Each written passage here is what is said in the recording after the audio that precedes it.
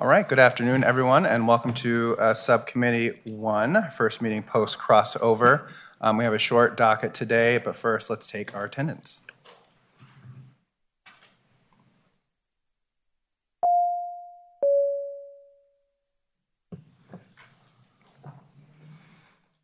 All right, perfect attendance. So just 3 bills on the docket. I know the Senate just adjourned, so we're waiting for a senator, but just a couple of housekeeping things to begin with. First, Senator Rome's SB 96 is going to go by for the day at the request of the patron.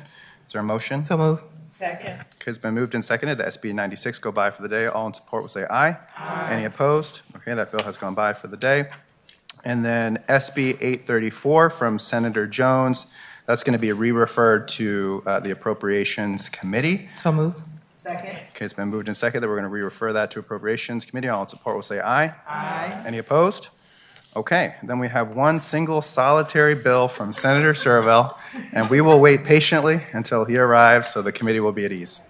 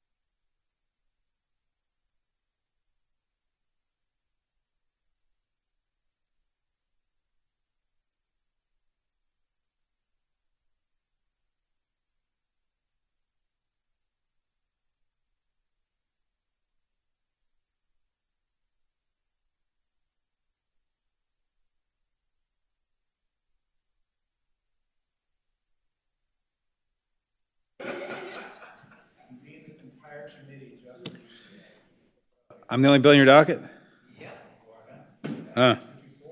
Wow, okay. I feel privileged here, sorry. I love the British Parliament Speaker order quote. He actually came to see us here about 4 years ago. So Senate Bill 224. This bill has to do with tax cheats. It's a bill that I've put in several times. Got it out of the Senate this year for the first time. It basically is designed to create a state-level program where we parallel what the federal government offers. So in 2006, President Bush issued regulations after Congress authorized them, allowing people who blow the whistle on federal tax cheats to get a reward if the information they provide leads to recovery of delinquent taxes. The problem is we don't have a similar program at the state level. So if you blow the whistle on a state-level tax cheat, there's no ability to get any kind of reward. I don't know if any of y'all are familiar. I know the chairman is, but not many of y'all are familiar with the False Claims Act. But in 2005, we also passed here something called the False Claims Act, where if you blow the whistle on contracting fraud and you file, and the Attorney General declines to file suit, you can bring a lawsuit as a private litigant and recover money for the taxpayers and then get a piece of that in attorney's fees. However, that specifically excludes unpaid taxes. So, for example, where this would come into play on this bill would be, for example, if somebody's lying about whether or not they live in Virginia. So somebody, for example, is living in Virginia but claiming they're living in Florida to avoid paying Virginia income taxes. If you blew the whistle on them and that led to a recovery of a lot of Virginia income taxes, you could, the Department of Taxation could pay the whistleblower for that.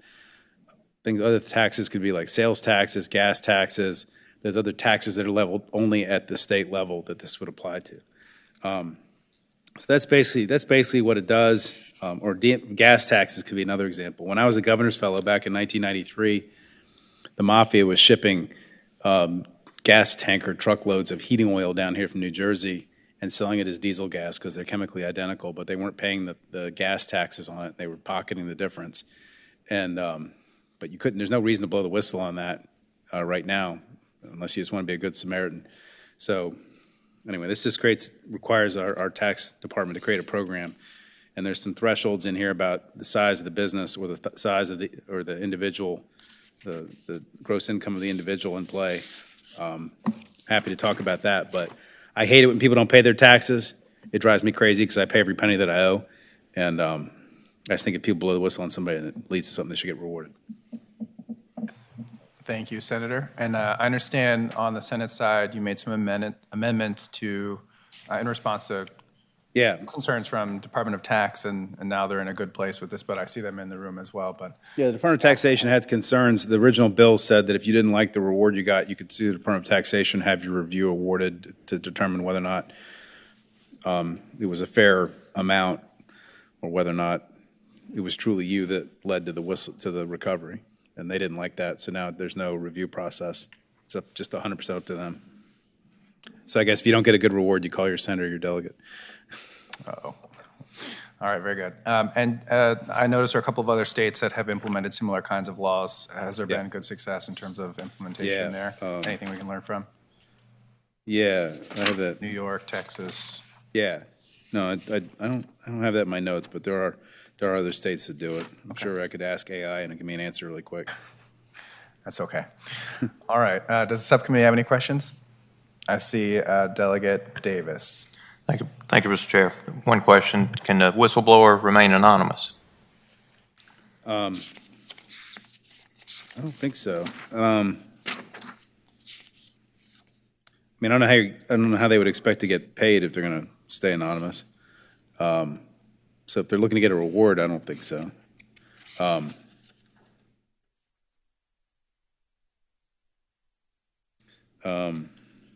The bill doesn't deal with that at all.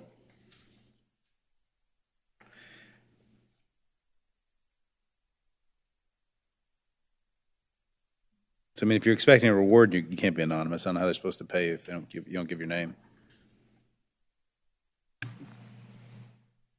Any other questions from the committee? Go ahead.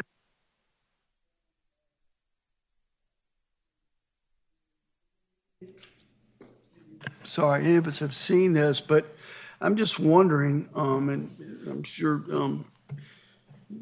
Senator Serbell can probably inform me, but the underpaying individual tax gross income exceeds 100,000, or the underpaying business taxpayer gross income exceeds 500,000. That threshold seems kind of high to me, so I don't know if you're letting some folks kind of get away with something. You see what I'm saying? I just pulled that out of the air. I think the federal government has some thresholds too. Hold on. I think I have the federal thresholds in my notes. IRS says it has to be $2 million or more in dispute involving individual taxpayers with a gross income, or cases involving individual taxpayers with gross income of $200,000 or less. So the IRS program has thresholds that are a little different. $2 million in dispute or cases involving individual taxpayers with a gross income of more than $200,000, I think. And I just, I'm open to suggestion on the numbers. I just wanted them to be cases where there's enough at stake. I was just curious, but I'm real happy to report to everyone that I don't think I have anything to worry about. Yeah. I mean, just, if you got $200,000 of income, then there's only about $10,000 of taxes at issue per year. So it kind of depends how many years. So that's at least income taxes. All right, Chair Watts, you've got a question? Chair Watts. You turn on your microphone. Thank you, Mr. Chairman. I was just going to offer on the confidentiality, and perhaps tax can also relate to this. The fiscal impact statement reads, this bill would also exempt department and its employees who receive information from an individual from the confidentiality provisions of 58.1-3 of the code for information provided to the tax commissioner on which such award is based, and would require the individual providing the information to sign a confidentiality agreement or otherwise ensure that taxpayer information remains confidential. So how does all of that verbiage fit into the degree to which the person who is reporting has confidentiality? If tax could respond?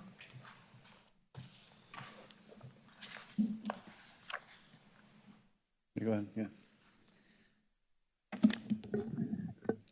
Chair Hernandez, Uber Chair Watts, committee.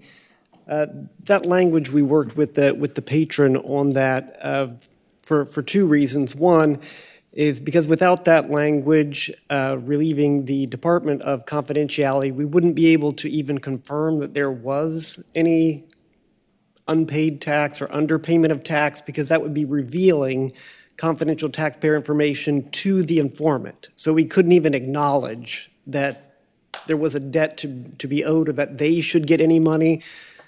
So part of that was just to allow us to have that conversation with the informant, to go back and forth with them on what information they provided, was that relevant to what we ultimately determined, and even to the amount, because we wouldn't even be able to tell them the amount that, hey, we are giving you this much of a reward because there was this amount recovered. We couldn't disclose any of that information unless we had some language in there. The second part of that information is just to ensure that the informant then doesn't share that information outside to make this sort of a public spectacle, that it would still remain confidential between the taxpayer that owes the money, the department, and the whistleblower, and that this doesn't go any further than that. Follow-up question? Thank you, Mr. Chairman. So with that, then, will the informant have the same kind of restrictions about not revealing information that they might get from tax department in all of this?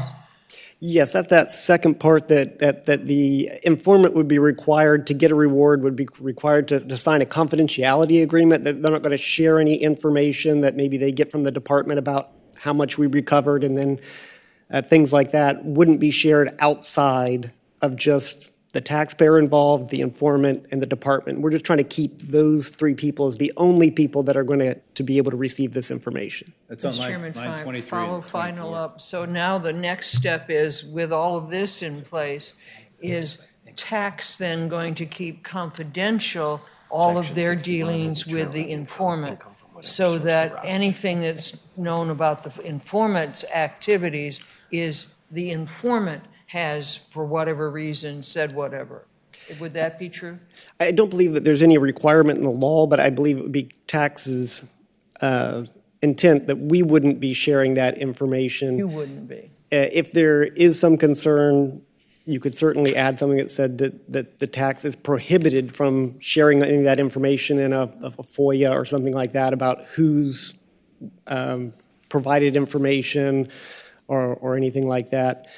We would already be prohibited from sharing any of the information even that the whistleblower gave us, because we're not allowed to share. We're prohibited already from sharing that confidential taxpayer information. If you are concerned about identities of whistleblowers, we could certainly, something like that could be added that couldn't be revealed even under like a FOIA or something like that. Mr. Chairman, if council could work up such an amendment with tax, I think all of us would be a little more comfortable with that protection for the informant.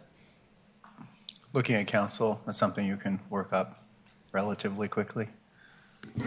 Mr. Chairman, I can take a minute and discuss with Department of Tax to try to get some clarification language there. I do think, just as Brian was saying, that Code Section 58.1-3 does govern overall the secrecy of information, so that the Department of Tax is already governed by, they're not allowed to divulge any information that is shared with them in the course of providing taxpayer information. I think that would cover the informant as well, but I'll take a minute and just confirm. Okay, thank you. And we can always agree in concept as well if we need to. Okay, I also see Delegate McNamara in the queue. Mr. Chair, can I ask a question of the patron and or tax, whoever feels best suited to answer? So I listened with the description of the fuel truck, which sounds like a good description of something that this could be of assistance. But I'm wondering, I would assume the vast majority of tax underpayments are either people not recognizing all their revenue or they're inflating their expenses, which should be, if that's caught at the federal level, then it should come down to the state level, since we primarily conform to adjusted gross income to the federal code. And so I'm wondering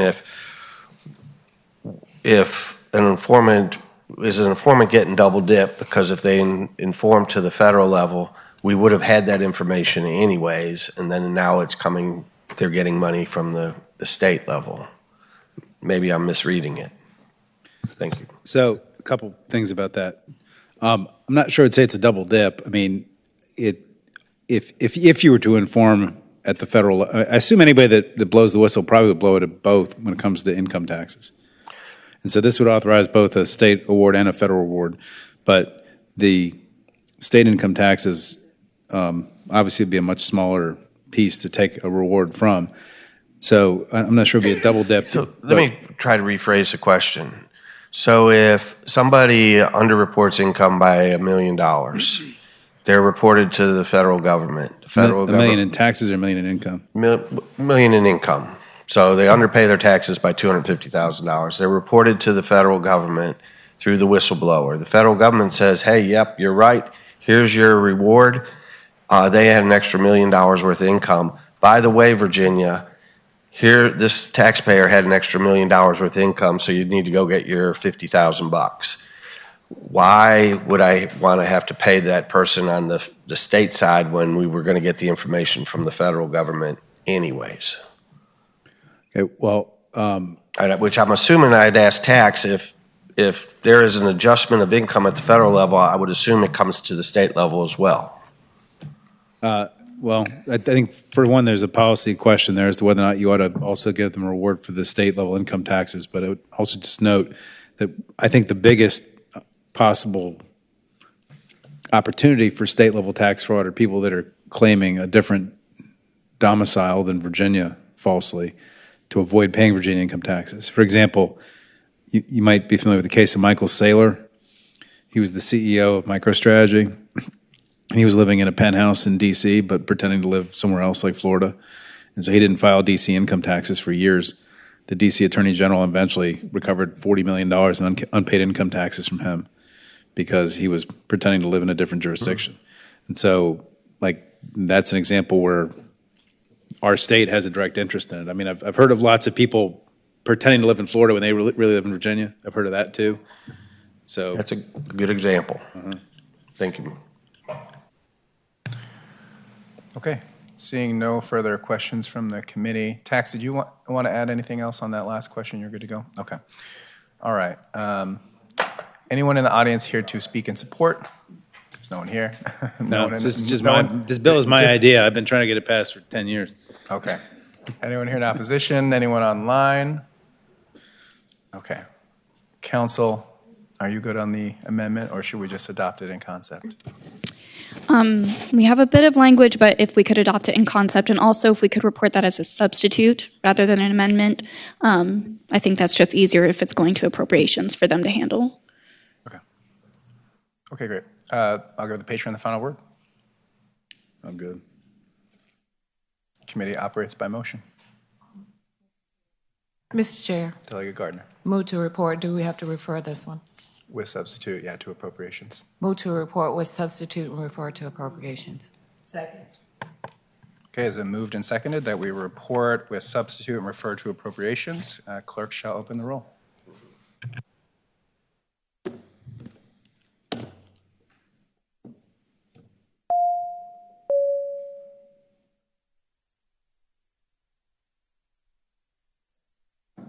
By a vote of 8-0, your bill reports. And Great, referred to thank you. votes. Appreciate it. Thank Thanks you. for having a meeting just for me. So special.